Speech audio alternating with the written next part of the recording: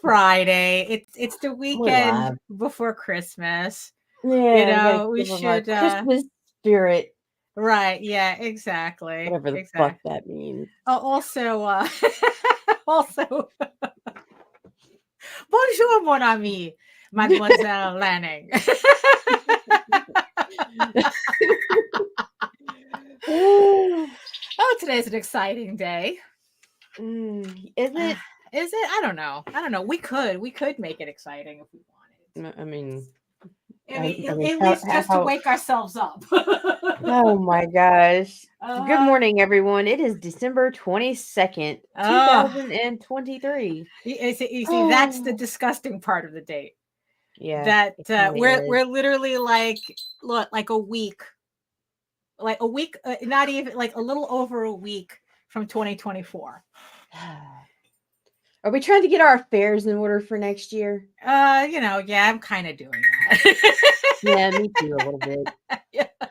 You ready for this? Absolutely not, but hit it. I'm doing this with such enthusiasm. I know today's that day.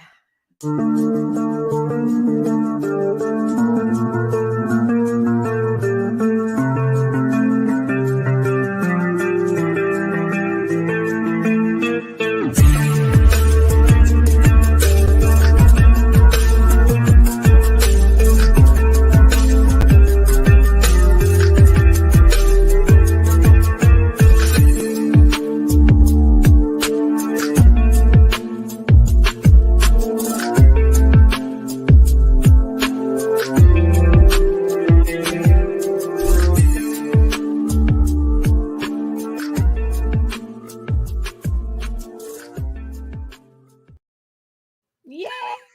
We are here somewhere underneath this card. Right. Oh, there you go. There you Good go. morning. So, good morning. So you're still trying to wake up? I am. I really, Right. really am. Do It's you really it's funny, but we didn't do a show on Friday. We didn't do a show on Monday because we both had adulting shit to do. We're out of Right? It's like practice. you had to fight with the DMV and I had to fight with the Department of Housing. And Oh, fun times. and then Wednesday I decided, fuck this, I'm not running a stream. Right. And then it's like we're back today and it's almost like we forgot how to do this. Yeah, it's like I've lost my will to live. Yeah, no, Department of Buildings, not Department of Housing. I think that's a separate department. No, Ah, Department of Buildings. I had to fight the Department of Buildings. oh shit. Oh, brother. Do you have But something a quarter of an inch over a property line? no, it had to do with with something that happened 18 years ago. Let's just say we had a slight violation Oh my god. 18 that years though. yeah, and that they decided to contact us saying that it wasn't properly closed out. So I had to find all the paperwork from 18 years ago to send it to them. I had to get like an affidavit notarized and the whole Oh, thing. fuck It that. was yeah, it was it you know what it is? It wasn't as stressful when I realized I still had all the paperwork. Mm. I mean, See, I would flip my shit because I right, don't keep that stuff. I right. don't. No, no, no. Down The to the paperwork I have plumber is birth receipt. certificates. No, it's like down to the receipt that the plumber gave us for the work that he did. It's like we had all the paperwork. And then once I realized, okay, I'm just making this more complicated for myself, I just filled out all the paperwork the way they asked, uploaded it, and that was it. They said it would take about 2 months to Department of Buildings. Department of Buildings. Yeah. So it was, well, I didn't have to go out except for to get some paperwork notarized. But you know what? Once that got done, that was it. I took a nap and And it was over. it was over. Because they said it'll take about 2 months for it to update. And if it Oh doesn't my gosh. update, they'll send me an email saying if I have to give them additional paperwork. So Fun times. yeah, fun times, fun times. So speaking of putting affairs in order, right? Oh, so who's joining us in the chat today? Obviously. So far, There's Jody and hello, Max are Joe. Hello, here. Max. Hello. And yes, I see my beautiful eyeball people watching us from regions beyond. Thank you for joining us today. And if you're joining us from Facebook, if you are joining us from Twitter, come on over to YouTube. Join the sexy people in the chat.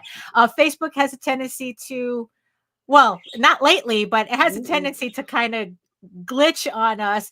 And Twitter doesn't even allow us to see your comments. So if you want to add your 5 cents in this economy, come on over to YouTube and make sure you like, share, subscribe, and hit the notification bell so you All get that fun notified whenever we go live. But yeah, but kind of like really quick, because of this whole thing, and the whole thing about getting our affairs in order, right? But in a positive way for 2024, since it's only like a little over a week away. Yeah, so it's like, so Jose's been bugging me for a vacation, right? Because usually I'm the one that sets all this up, right?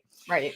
And we decided that for the amount of money that because our usual haunt is Orlando. We go to Orlando, we hang out in a week at Disney World and then come back, right? But considering how expensive that shit has gotten, we decided that instead, we're planning a trip to Paris. Yeah. So I'm already looking into it. And what's funny is that we go to Paris and we also get to go to Disney too. So it's, for the same amount of money, we get a better trip than if we just went to Florida. Right. So, um, so we were planning. So we're currently planning that, right? So of course it's like I have to start getting my French in order, because Jose doesn't try to speak French at all, right? It's like when Well, we no, you gotta went. find the creepy French dude that speaks English that Well, tells you no, that you he see, loves here's the funny Americans. thing. I No, you love see, Americans, and then you here's end the up at a funny thing. rave and eaten by werewolves. So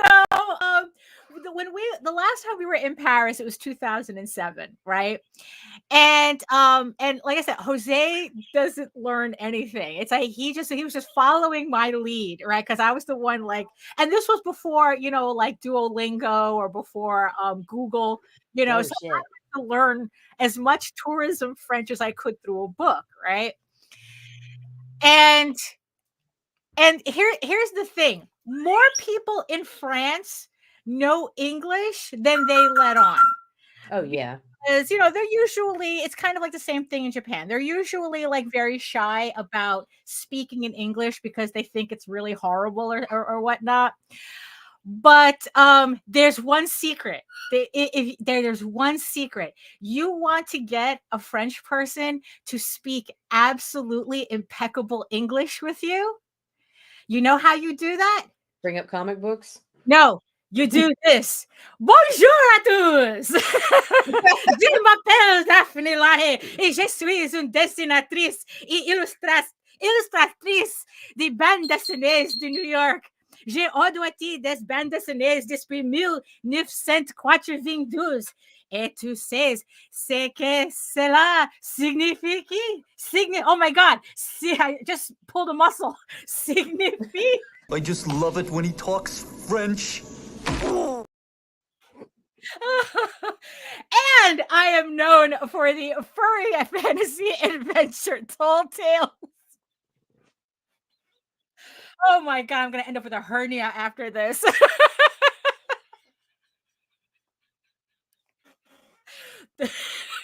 Yeah, but all of a sudden, everybody in Paris knows how to speak English after that. Worked like a charm.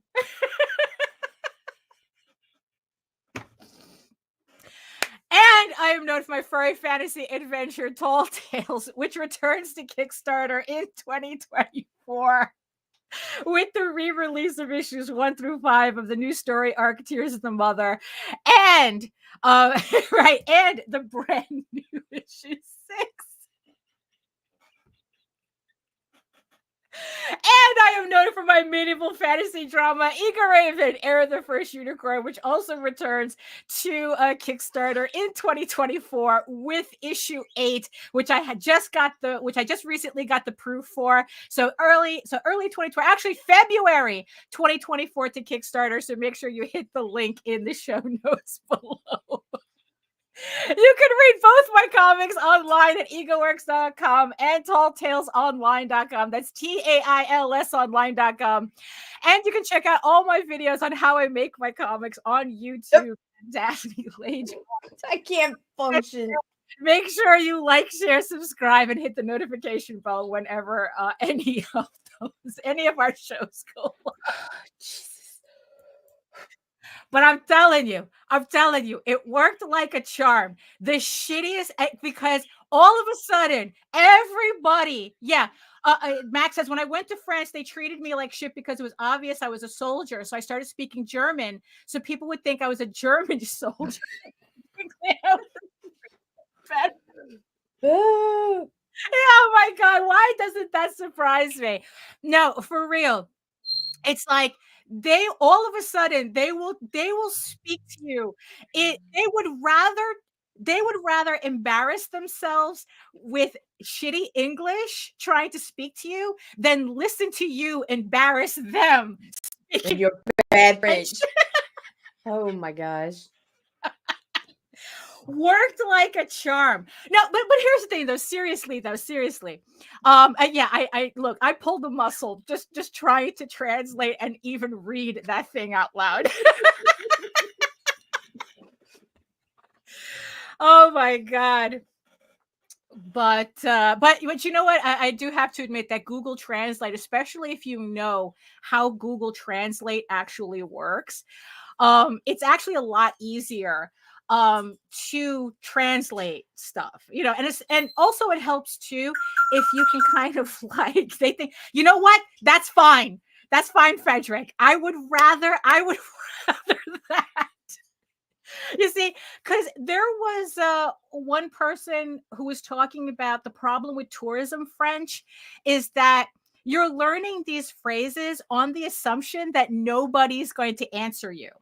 So if someone answers you, all you know is the tourism French and you don't know how to answer back. So I would rather they speak. And then there's also right, being able to translate in your head what is said back to you. Yeah. Like, okay, so like I can speak a little broken Cajun French because I'm used to being cussed out in it because Louisiana grandparents. That's the first thing we all learn, right? Right. Well, that's like our grandparents is how they freaking talk to us. Like if they're yelling at you in French, it's fucking bad. Right. Yeah. So, but yeah, you get the context of it, but not always. You can't always understand what they say. Right. Yeah. And that's always fun. That's always fun. And then they put you through. They down here. It's like French was mandatory. Right. Oh, like, okay. And so, but you basically just remember simple greetings. Oh, right. Yeah. Doesn't matter. Right. Like, yeah. It's like 7 years later, and the most memorable thing from all the French lessons they made me suffer through was a French children's television program, Télé Français. That's about all I remember. Right. Yeah. The goddamn dancing pineapple. Oh, okay. Well then. Like seriously. Well then. Yeah. So like I said, it's like we were. Frederick is saying I'm French Canadian and I have a hard time understanding some accents. No, it's true. It's true because technically I'm also really bad at Spanish too. And my grandmother would speak a dialect that was like on top of knowing Spanish.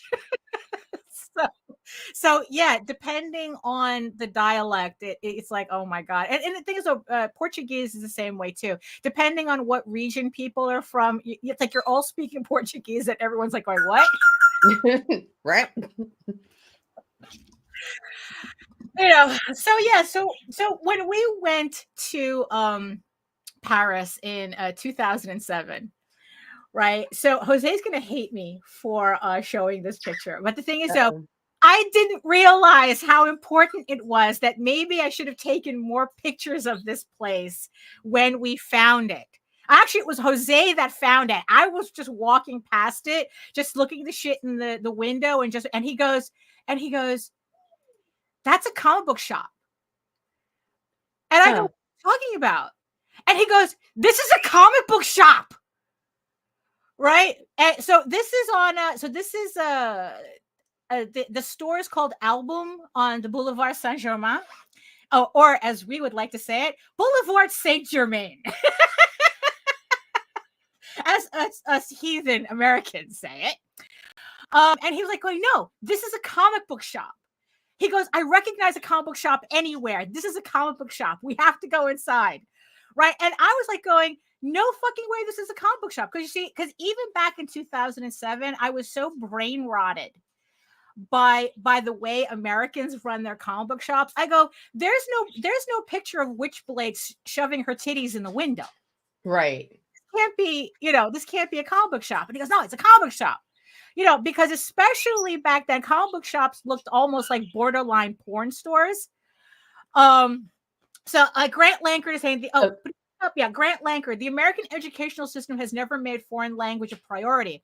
I wouldn't feel bad about knowing a second language. Yeah.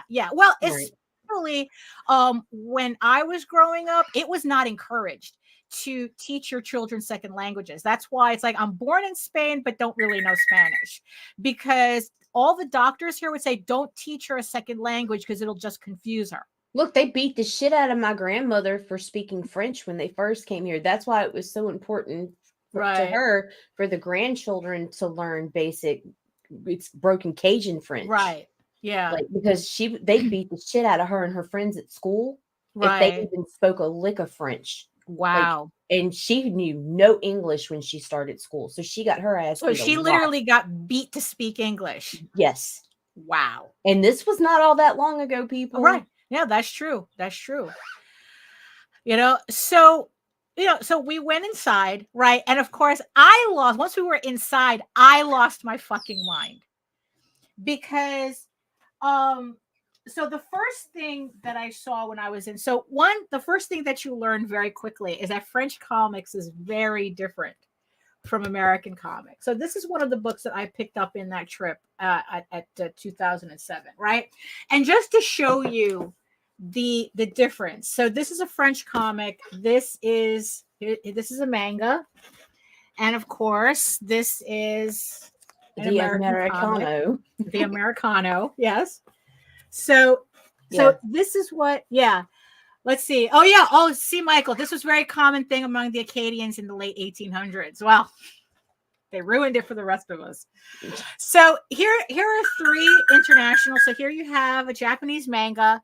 Here you have an American comic. And here you have a French comic, which is called a bande dessinée, which literally translates to strip comic.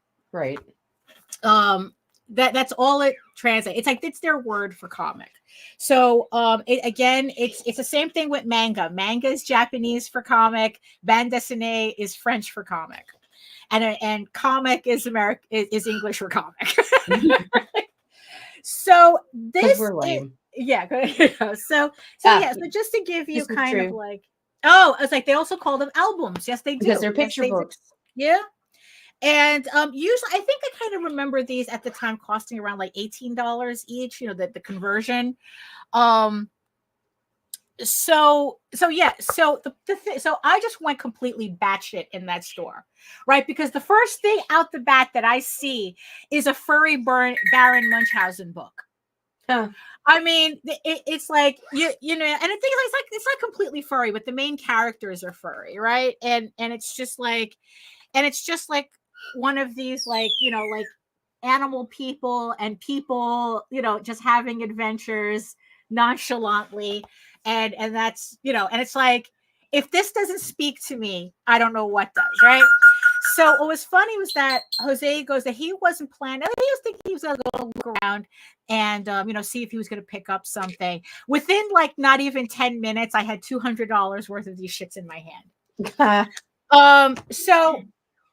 Because here's also the thing: without even trying. Well, yeah. You see, Max, that's the thing. The other thing with French comics is that you can't assume anything. Right. You can't assume anything. Because it's like, look, it's Europe. It's like, Europe. This is why I'll explain. I'll show it. I'll show it later. But so not even trying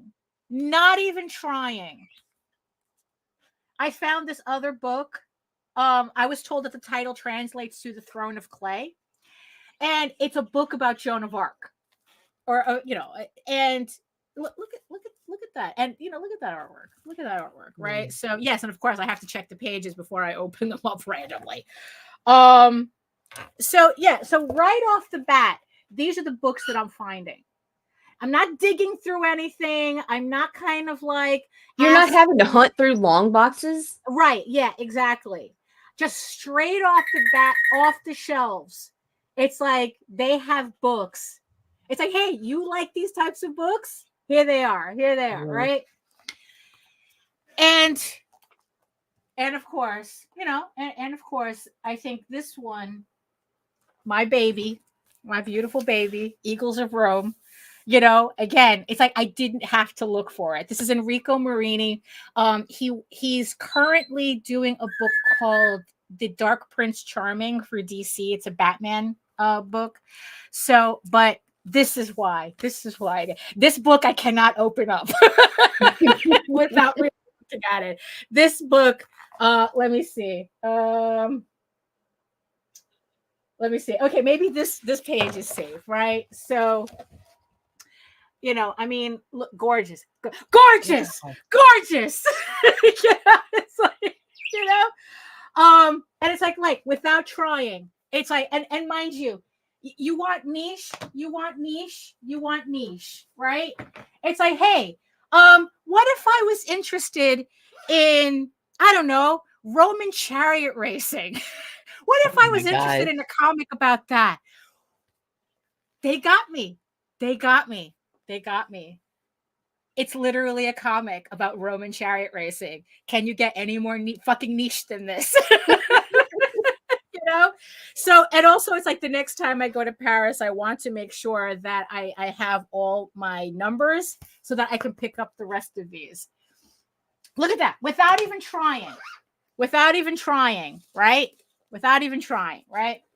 So for those of you who are just like learning about bande dessinée, I'm pretty sure Max says the European market for comics is based on OGNs and stuff. They don't really do floppies there. No, they don't. Technically, this was pretty much that's format. Why you can find your comic on the wall instead of in a box, right? And so so this was probably one that most people know about, Black Sad, because I think Dark Horse re-release, they reprint these for the United States market, and I think it just recently, what the recent book won an Eisner recently. So again, absolutely gorgeous, master level artwork. You see, and that's the funny thing too, because the artwork is on a different level in Europe. Yeah, it is. It really is. It really is on a different level. Right. This is another one that people might be familiar with. This is Oscar Martin. So I think, I don't know if Solo is being reprinted. This one I have to be careful with. Solo. Okay, I can open up here. This is being reprinted in the United States as well. I don't think it's not Dark Horse. It's somebody else. I just don't remember what the company. But Solo by Oscar Martin, Cannibal Universe, is also being printed in the United States as well. So you might have seen this. Here's another page that I can show. Again, master level artwork. And even when they try, and even when they do more cutesy type of work, this is one that Jose got me a while ago. Even when they do more cutesy style work, it still goes hard. It's still, I mean, it's still really, like, again, it's like just master level work.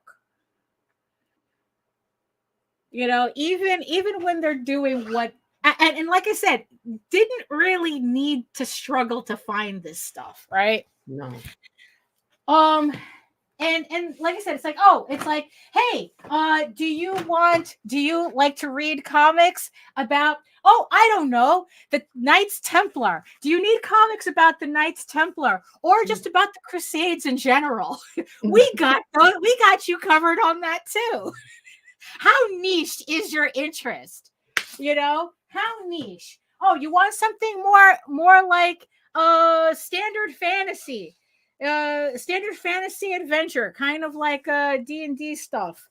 We have that too. We got that too. Is this so there's this as well, right? And mind you, I was actually pretty happy pulling this off the shelves because it's been a while since I looked through these, and I was like, oh, I didn't know, I forgot I had this, right? Oh, how about some Victorian shenanigans with a group of swindlers? It's like, oh, this you can get that too. Like I said, it's like very it was. Now, mind you, of course, if you wanted to find erotic French comics, you had no problem either. Absolutely no problem. But it's like, yeah. So, Jose just wanted to to just look around first, and I'm like this within the first 10 minutes. I go, what do we have enough? We have suitcase. Do we have room in the suitcase? It was just very, very funny. But look, I don't regret any of this. I mean, really, it's like I spent, because we were doling out our euros per day. I spent my entire daily allowance that day. Wow. Just on these books, right? Because it's like, look, because by around 2007, I had given up on the mainstream market, completely. Absolutely. It's like, that's why I can't really open up these books, right? Like I said, Europe has a very, very different attitude towards the erotic, right. And they just, I mean, it's like, look, Italy, it's like Milo Manara is the national treasure in Italy, but the thing is, though, you can, it's like, and it all crosses over, it all crosses over, right? So because what it is, it's like, especially when I was like, even when they like, they don't have the equivalent of TNA books there. Everybody's fucking. It's like, it's like, what? It's like, no, we're fucking. We're not teasing you. We're fucking. That's kind of like the attitude in French comics. It's like there is no tease. There's like, no, we're fucking. We're all adults here and we're all fucking. And it's like, yeah, it's a completely different attitude that affects the artwork and everything. So, oh,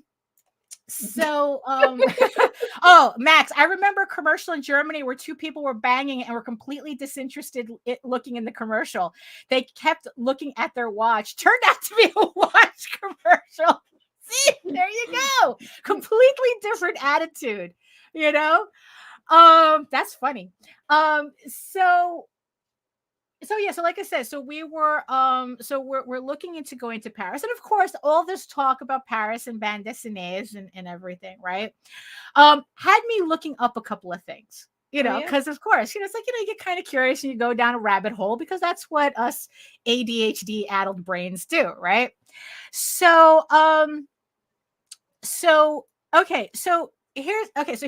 here's like some basic information, right? So what is the most sold comic book in France? So the number one book in 2022, the number one comic that sold in France in 2022 was a book called Le Monde Sans Fin, as we continue torturing the French language, by Jean-Marc Jancovici and Christopher Blaine.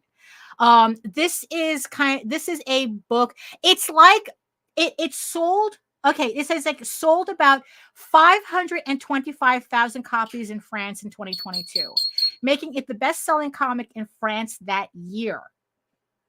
Guess what the number two is? Guess what the number two most-selling comic in France is? I have no clue. Take a wild guess.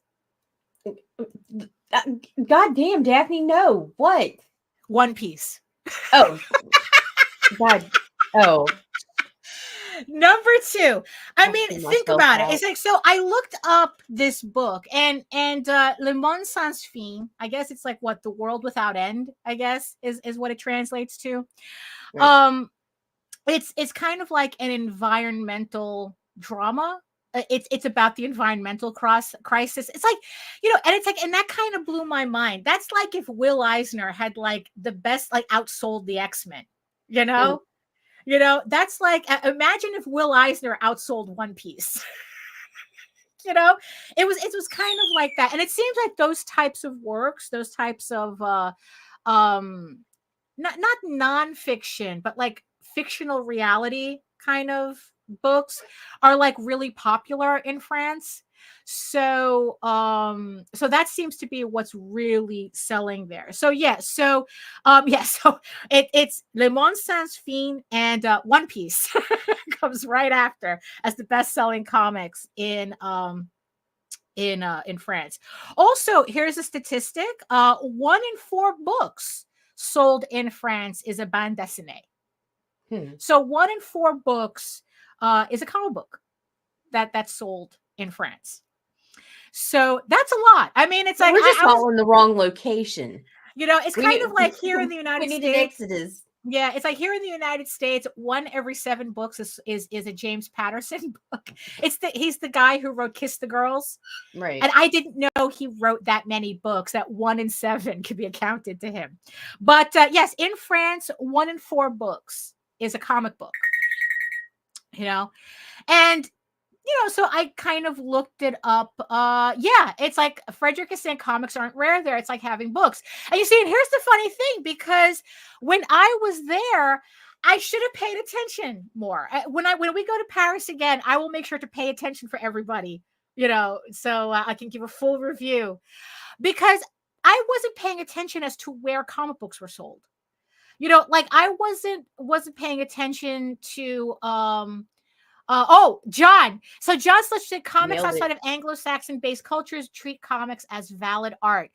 Wait until you hear this shit that I found out about. But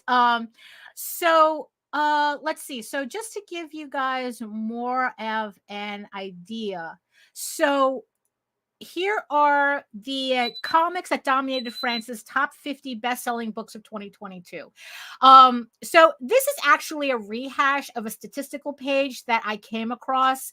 Luckily, The Beat did it in a way that was easier for me to look through, and also didn't require a subscription to read.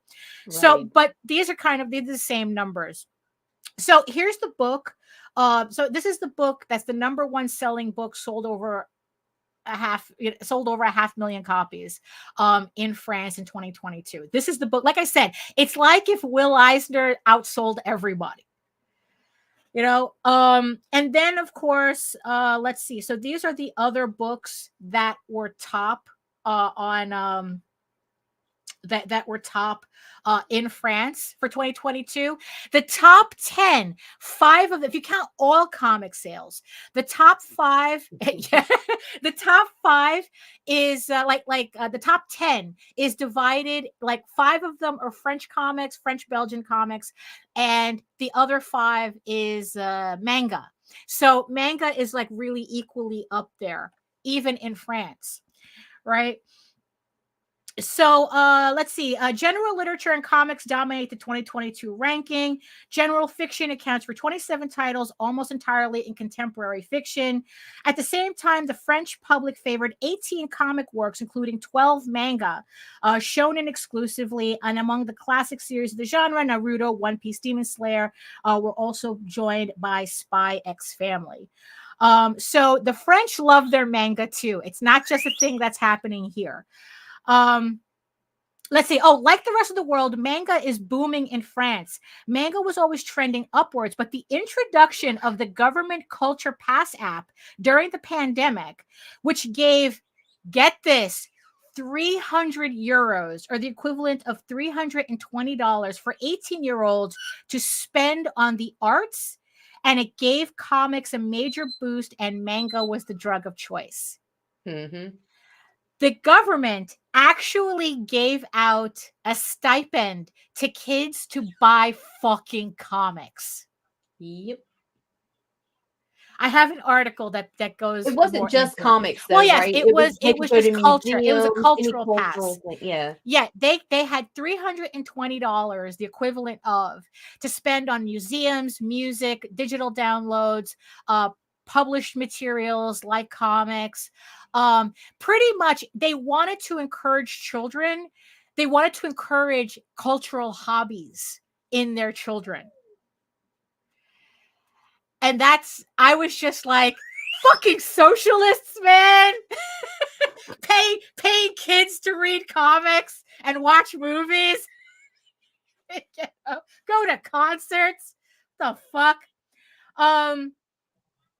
So so like I said, the manga that also coincided with the bande dessinées, the French Franco-Belgian comics, was the usual One Piece, Spy Family, Naruto, right. And then it's like, here we go, the 5 best-selling comics or bande dessinées. These are the Franco-Belgian comics, excluding manga. Was again The World Without End, Arab of the Future, Blake and Mortimer, 8 Hours in Berlin. I mean, and Mortel Adele, which is a kind of like a more children-centered book. But I mean, really, it's like, oh, that's true. Yeah. Frederick says the French were translating manga before Americans. I grew up on French dubbed anime. Yeah. No, it's like, no, it's like I grew up on Portuguese anime.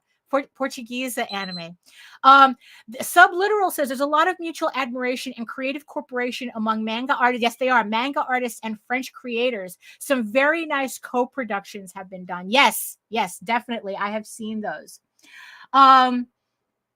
So this is also, it led me to this one. What were the top selling French comics of all time, right? So here we go. The top 20 French comics that made history. So, of course, number 1, the answer is always going to be Tintin. Right. Right. So Tintin is always going to be like this, so the answer is always Tintin. So if anyone asks you the French comic, it's always Tintin. Right. So then we have something called Spiro and Fantasio from 1938, right, which is really funny because, there's that little leopard guy that we were talking about before. Yeah. So yeah, and this is the thing too. What I really admire about French comics is, like I said, this is master level work.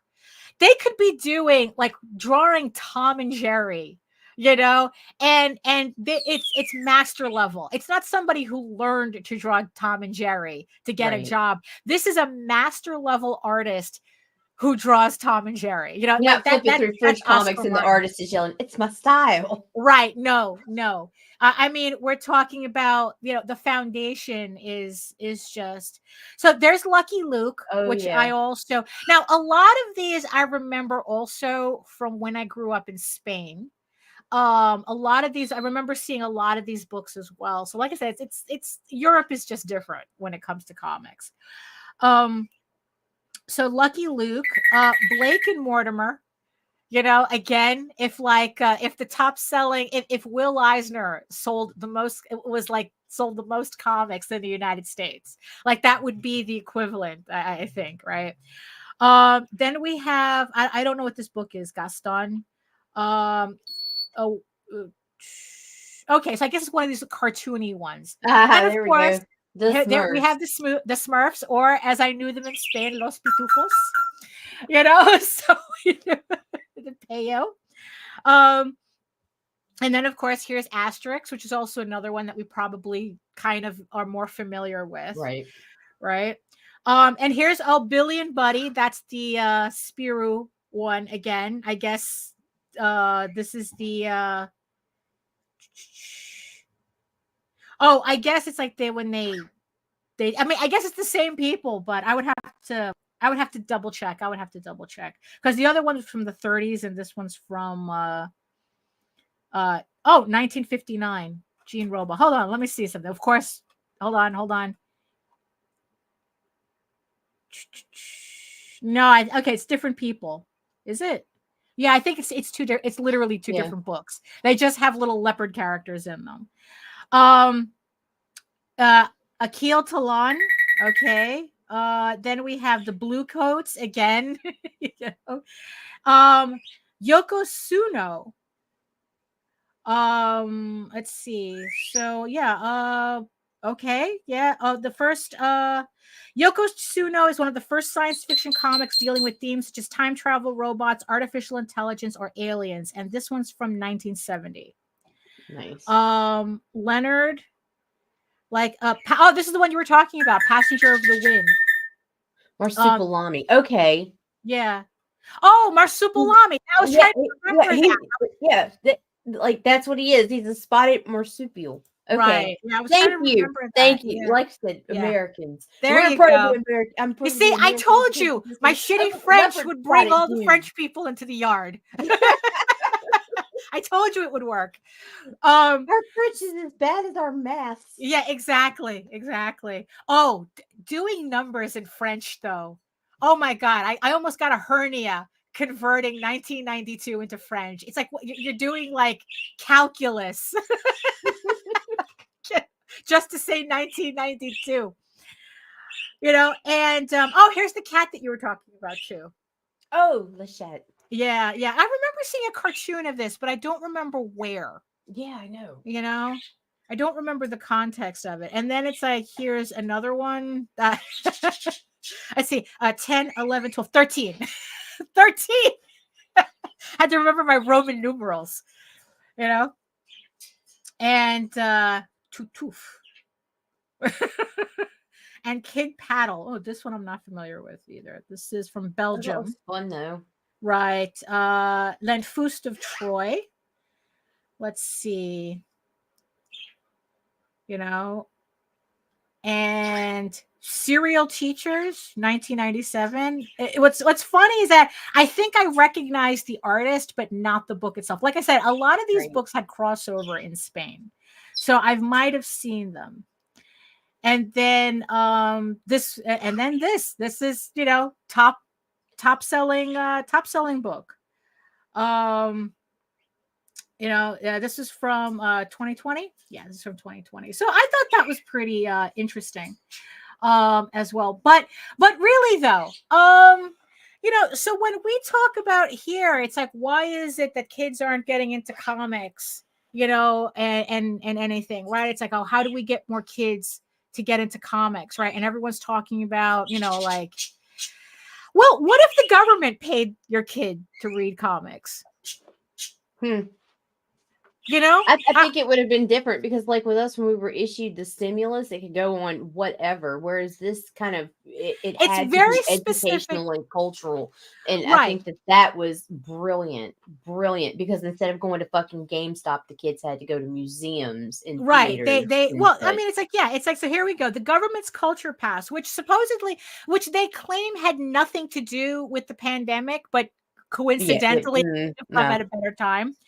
The government's culture pass. Oh, okay. So young people in France are being granted a golden opportunity to access more music, theater, and arts in generations, and it's all for free. The government's culture pass, designed to promote knowledge and access to cultural offerings, is a bold new initiative introduced earlier this year. This was in 2021 to all 18-year-olds across the country, giving them $300 to spend on art, music, theater, and more. Teens that might have been deprived from their first concert, art show, or forced to take a break from dance lessons over the pandemic now had a chance to get back into their hobbies or develop new ones. Now the benefits are being extended to teens ages 15 to 17 from next year due to its popularity. In fact, over 59 million euros have been spent on museums, theaters, books, and more in 2021. So, yeah, so it seems like that this pass it's not like they give the kid $300 to spend at one time. It's actually doled out in increments. Right. And also the whole point is that, and also it only puts a limit on digital items, because they want the kids to spend the money in the physical space. They want the Right. kids to go to museums, to go to concerts, to buy comics, to buy books.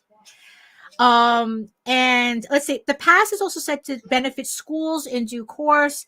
Let's see, 45 million is being put aside next year so classes of children can be funded to go on trips that embrace arts and culture. So, of course, that leads me to Angoulême, right?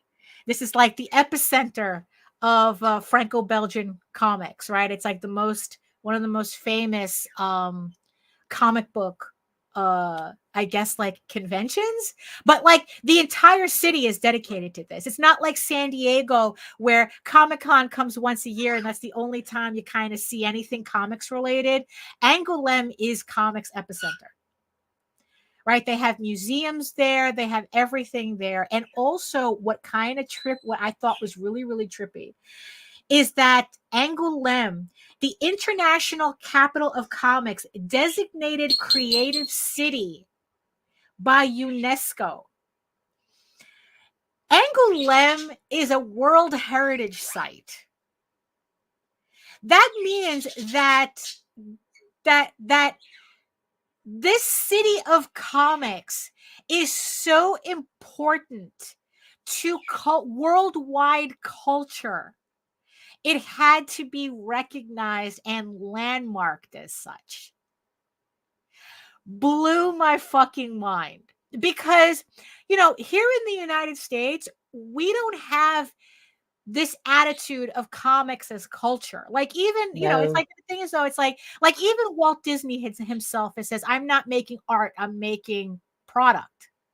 I'm an entertainer. That was even Walt Disney had said that. That's like he's not making art.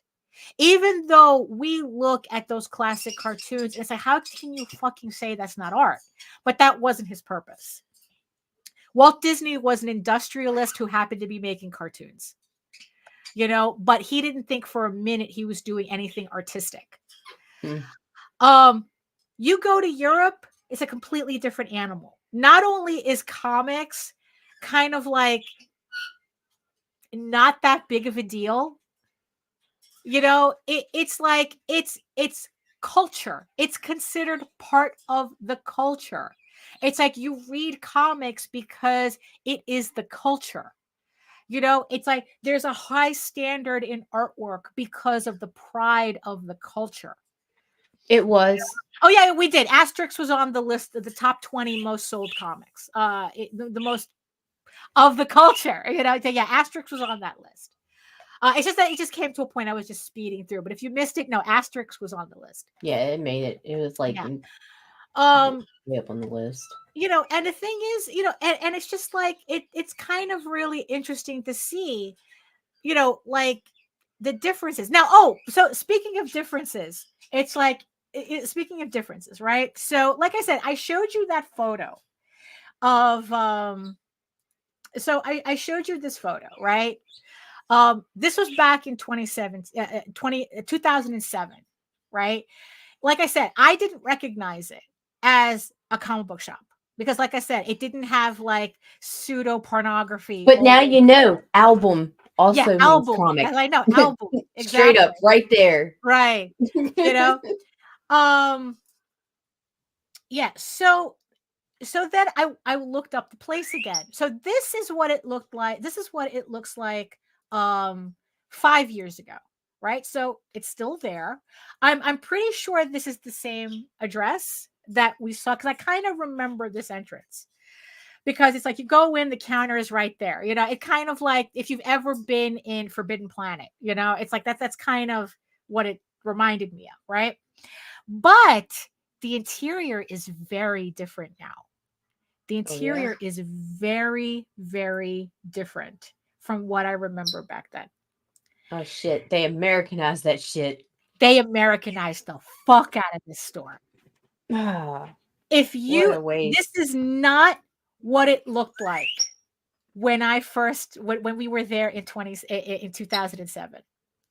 Because Jose had to go in the basement in a corner to find Marvel comics.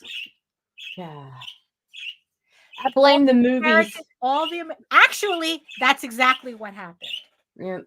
It was the movies. And the thing is, though, this Saint Germain is a very touristy area. As well, because across the river, the Louvre is there. You have you kind of have the cultural center. But you tour shit for the fucking culture. Don't bring me this shit that I can buy at home to France and right. I didn't know how to feel about this. You feel disgusted. That's how you're supposed to feel. Those bins, those bins where they now have like these bins here. This is where I found these books. This is where I found those. So now they've completely Americanized. So now it's again, they said that thanks to the movies that there has been a growing interest in Marvel comics. So obviously they decided to. If you had told me these were photos from Midtown, I wouldn't have questioned you. Right. But the thing is, though, you can still see. Actually, the layout hasn't changed at all because it's like I remember this. This middle part here. But here now they changed it. Yeah, the product is different. Now they changed it so that all you have floppies here, American floppies in the front, and I think you have to go in the back to actually find the book. So you see, if you had told me this was Midtown Comics, I wouldn't have been surprised. I would have never have guessed this was a comic book store in Paris. So yeah, this is not how it looked like when I was there in 2007. Let me see if I could find. So I guess what it is. So here. Yeah. So I guess now maybe they keep all the French comics in the basement now. Maybe when I go there next time, I have to. You'll be digging through long boxes. I'll be digging through long boxes. Yeah. But it's like So like they said, it's because of the movies that this happened. And the popularity of The Walking Dead. Yeah. The Walking Dead is very popular there. But just to give a little rib, none of these comics are on the top list.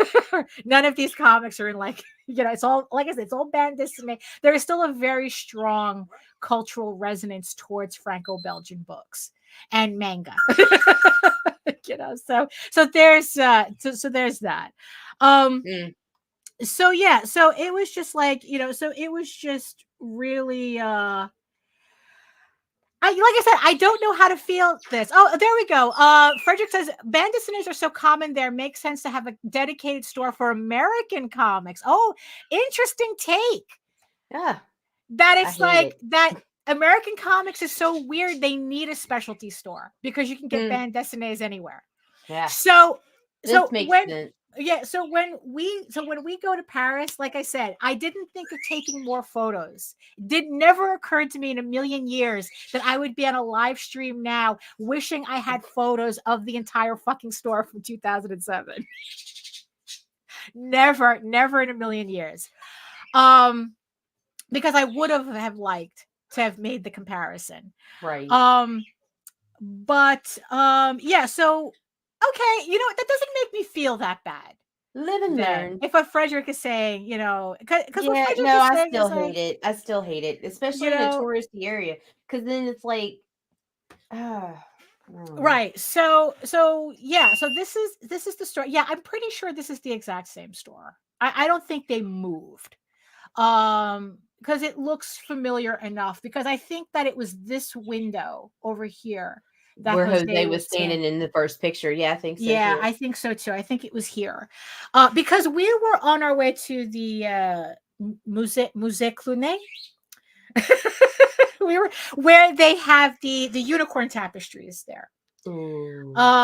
So we were on the way there. Oh, and the thing is, it's crazy because to see those the unicorn tapestry with the fence and the no, that one's at the Metropolitan. If you had stayed at the Cloisters, if you were here long enough, we would have taken you there because it's in the Bronx. Right. So this one is the other famous unicorn tapestries. It's the Five Senses. Oh, right. Okay. It's the Lady and the Unicorn. Right. So it's the five, and she has the mirror and she has, the brush and, and it's like, so it's those, right? And the thing is, though, unlike the unicorn tapestries at the Cloisters, right?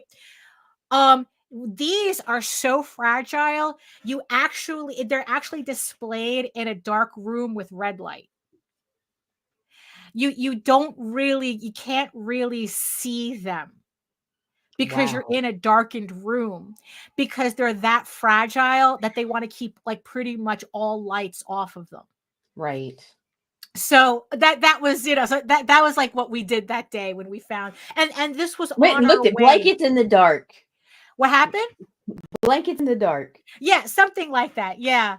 It's like I have some photos where I really, really try to like to kind of like but like I said, it was back then. No flash photography. Yeah, no, you could not at all. They'll kick you out. So yeah, I don't know if that's changed any because of like the conservation technology has changed over the years, but yes, but that's how we had no idea this store was here. And we came across it by accident, and like I said, it's like Jose goes, "This is a comic book shop." And I go, no fucking way. Because like I said, I was so, I had like, like I said. Because there weren't Funko Pops in the window. Right. There wasn't Witchblade, or whatever, with her, like I said, with her titties in the window. Because here's the thing. Because like, you know what? Yeah. When you're going in there to buy Milo Manero books on, like all over the counter, just right off the shelf, they don't need to put that shit in the window. Right. They don't need to tease anybody. Like I said, like pretty much all of the books that I bought, I had to be careful to open them up because they don't even put warnings on here. They don't do that whole for mature readers bullshit. They already expect you to be a mature reader. Is that nobody's talking down Witchblade, Patrick? I'm talking down Witchblade. I am talking down Witchblade, Patrick. No, we are not. Sorry. I am talking down Witchblade. But it's like, yeah, so that's also the funny thing, right? Like Jose got a Milo Manero book that has the craziest shit inside, but there is not one content warning on the book. Huh. Like they already expect you to be a mature reader. Right. They don't need to do that shit with trigger warnings or, the adult stuff has to be in the back behind a curtain. It's like, no, it's right there. It's like, you already know this. It's kind of like how you go to, it's like, I remember in Spain, it's like, you'd see, like, they'd always give the little kids a little bit of wine. Right. There was never a problem with the kids drinking wine. The parents were like, here, have some wine. Right. Because it wasn't a fucking big deal.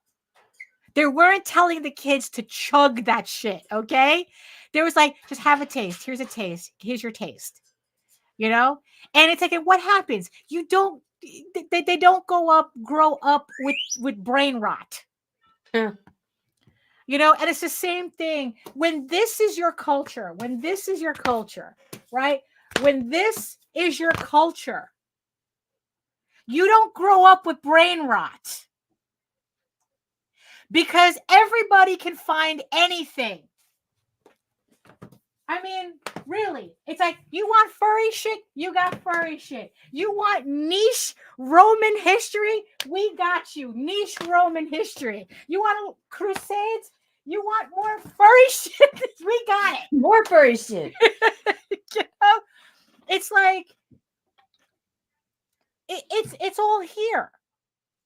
And it's like, and it's just like, and sometimes it's just like insane that it's like, because here, comics, art, it's like, it's not art, it's content, it's commodity. Right. You know, it's like what's popular is what gets made. You know, it's like, it's like, oh, what the publishers, oh, we're gonna print this bullshit. That's, it's like, oh, well, romance comics, no, who the fuck wants those, right? So nobody gets it, right? If we don't like it, nobody gets it. It's like Marvel and DC always kind of wondering, how do we get more people into superhero comics? Not how do we get more people into comics? Obviously, France's idea of getting more people into comics is like, well, you pay them to buy comics. You pay kids at that age level where they're imprinting on shit. You pay them to make comics their hobby. Because that's how you end up with adults that makes comics their hobby, that makes comics their actual reading. I mean, that's it's like, that's a completely different conversation, but it's like, it's like, I don't know. It's like, just sometimes it just feels like we're all asking the wrong questions, It's like, oh, comics have to be cheaper. Comics have to be this. Comics, well, what about manga and this, that, and the other thing? Well, you see, the thing is, it's like, well, how about we just give kids a pass? Yep. What if we actually, imprint them on this stuff so that they grow up being lifelong consumers of this stuff because it's their culture? What if we treated this as culture, rather than commodity that's at the whims of the free market, which is not really free, by the way. It's just as manipulated as everything else. Well, that's true too, because it's like, look, there ain't a sucky one in here in the bunch. I still have more on the shelves. I have an entire shelf full of this shit. When I go to France, I have to make sure I come back to another shelf. I need to empty out a shelf. And you're bringing the empty suitcase, right? Right, absolutely, absolutely. There is not a shitty one in this bunch. And it's like, I don't know. You see, that's the thing, because I think in general, it's like, we don't think of art as our cultural legacy here. It's just a product, like a Uniqlo t-shirt or something. It's just a product. You use it and you throw it out, and you buy another one, you throw it out. It's kind of like, it's kind of like someone had mentioned, it's like that, it's like how they have a hard, it's something about Netflix, right? And this whole thing that studios have now, well, they'll like take entire series off of streaming because they get a tax break if they disappear it. Complete movies that are made, that they decide that, we'll make more money getting a tax break and never releasing it than if we released it. Wow. And I had said, it's like, look, this is why I can't look. I can't get into any television series anymore because of Netflix. Because of what they did with Dark Crystal, Age of Resistance. No, I no. It's like, I was salty when they canceled Marco Polo. Right. I was especially salty when they canceled Age of Resistance. And I learned my lesson with The Witcher.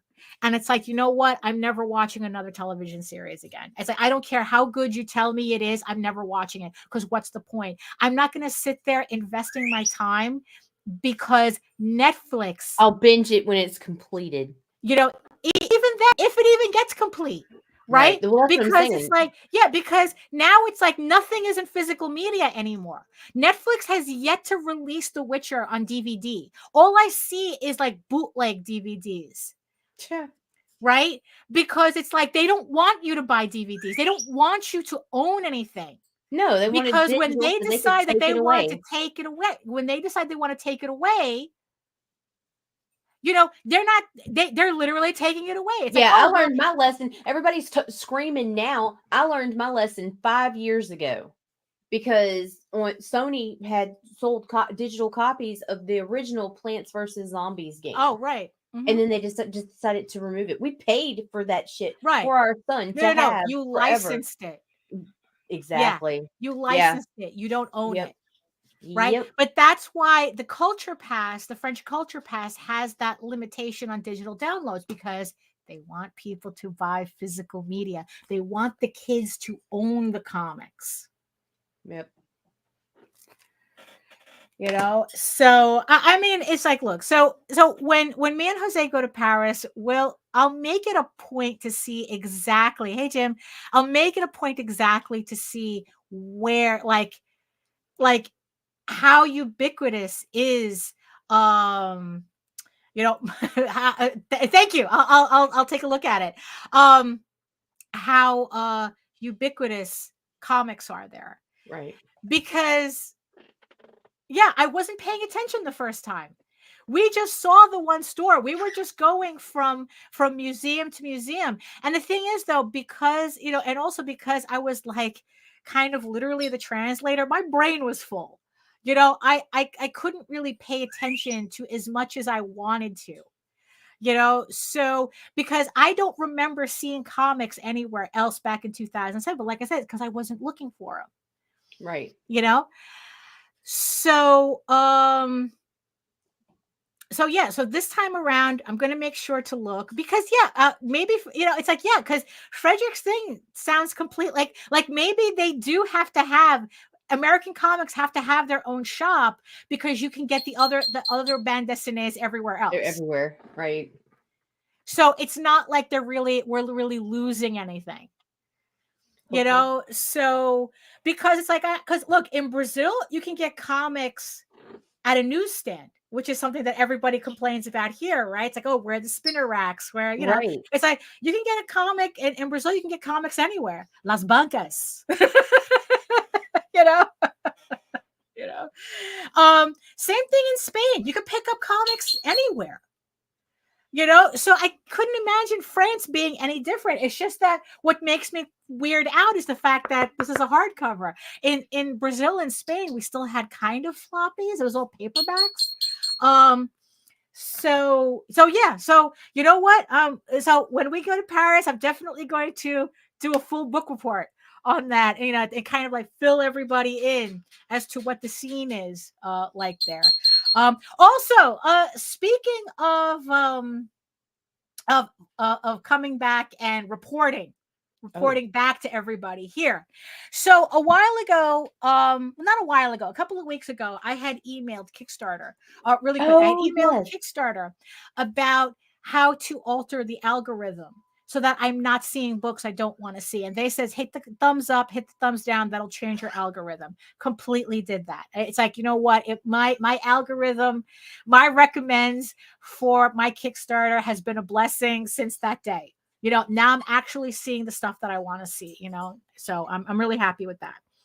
So the other question that I had asked them was, does clicking the thumbs up or the thumbs down directly affect either the campaign or the creator of that campaign? Right. They told me outright no, that it does not affect them, that it only affects your algorithm, that it only affects your recommends, right? The thing is, though, I don't quite believe them, because also in the same email, they told me that whatever campaigns I look at and whatever campaigns I pledge to also affect my algorithm of my recommends, which I know for a fact not what they told us before. Right. It's absolute bullshit, because until they told me to click thumbs up or click thumbs down, I was seeing books I never would have in a billion years have ever looked at, much less spent money on. So you know what? So they say that it doesn't do anything. I recommend still clicking the thumbs up and thumbs down regardless. So if you want to, you know, it's like, because you know what? Because in the end, if you're clicking thumbs up on a campaign that you like, it's not going to hurt. That's for sure. You know, so just, you know, and if you don't want to see shit in your, if you really don't want to see shit in your feed, you click the thumbs down. You know what? They're going to read it how they're going to read it. But I still hold to the thumbs up, thumbs down. Right. Because honestly, if there's something that I really don't want to see, I'm thumb downing that shit. Right. If I'm ambivalent to it, I don't do anything. Right. So yeah, so in the end, that's what Kickstarter told me, that it doesn't affect the creator or the campaign, but I recommend thumbs up and thumbs down anyway. Because you know what, look, the thumbs up or thumbs down, come on, it's there for a reason, right? And Right. especially if you really like them, bookmark them. And it definitely curates your page. Yeah, definitely curate your page. So so that was interesting. Makes me, honestly, I think it made me even more excited planning for this trip. So yeah, so that's a little jumbled ADHD history ish rundown of the French comic scene. Bande dessinée, s'il vous plaît. I'd like to apologize profusely to all of the French speakers in the audience today, but for putting up with me. But you know what? It's like, look, the one main thing that I learned from traveling in Paris is that people always, even though you're horrible at it, even though the accent's horrible, even though the words are fucked up, they really do appreciate the effort. You're visiting them, you're visiting their country, and you're making the effort to learn their language, to at least try to communicate. And especially nowadays, it's a lot easier, because I know that with Google Translate, because before I had to write everything on cue cards. Thank you, Frederick. Thank you. Because to tell you the truth, I've said it before, is that, you know what, I was so disillusioned with the mainstream comic book market. I had to go outside of the country to find comics I wanted. And that's essentially what it is. So it's like I have this very modest collection of bande dessinées.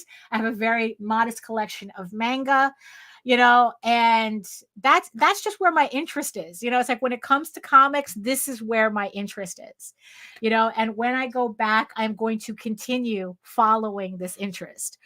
No offense to everybody, if you're more mainstream, that's your thing. That's your bag. That's your bag. What is it? It's like, I'm happy for you for that, but it is not really my thing.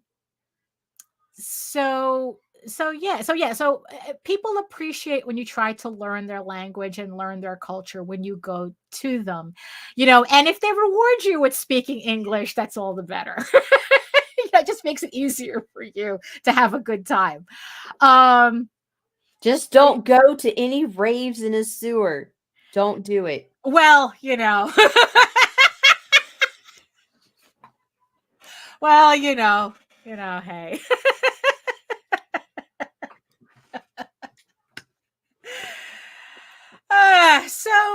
Any final thoughts about this, Nita? I'm good. I'm good. Yeah.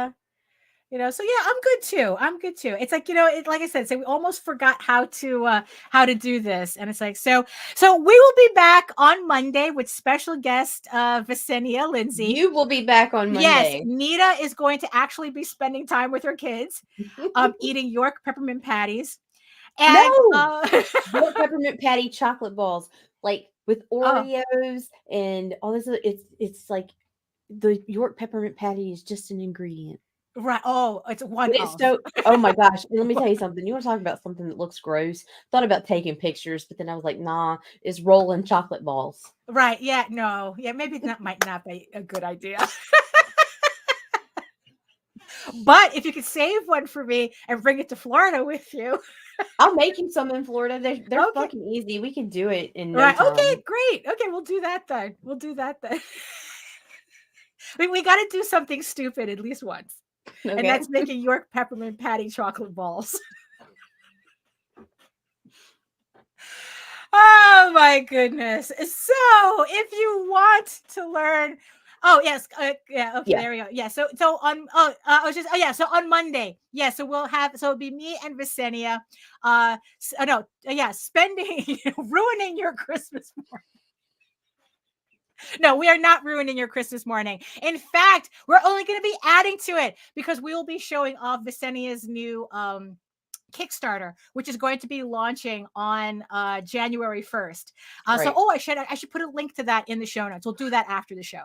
So I will put a link to her campaign at the end of the show as well in the show notes.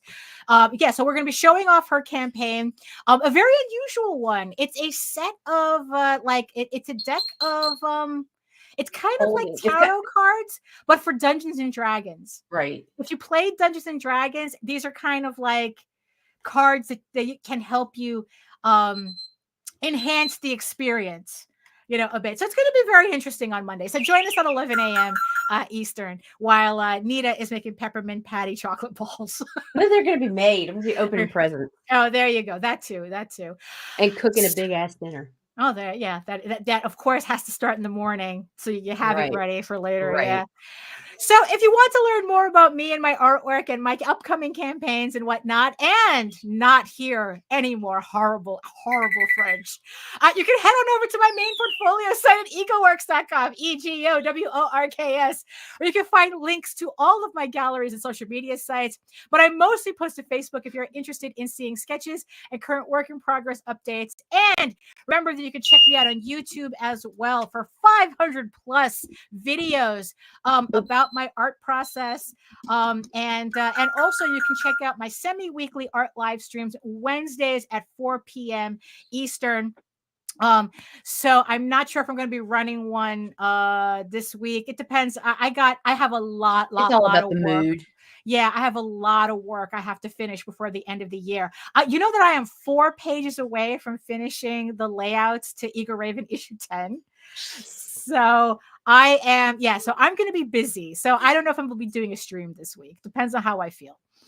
And remember, you can read Eagle Raven, Air the First Unicorn for free, uploading every day, Monday through, did I read that already? Monday through Friday. So you can read Eagle Raven for free before the campaign starts in February. But if you prefer your fantasy to be more of a furry Lord of the Rings adventure, you can follow the link over to Tall Tales. That's TAILS online.com. And not only can you read the first 20 issues of Tall Tales for free, you can catch up on the latest story arc, Tears in the Mother, which is also currently uploading Monday through Friday. So thank you so much, everybody, for joining us today. I hope you had a good time. I know I did. It was really nice seeing these books again. It's been a while since I took them off the shelves, so I was really happy with it. So yeah, like I said, book report coming soon. Back from Paris. And in the words of the ancients, eat your food, moisturize. Mind your business and do the work.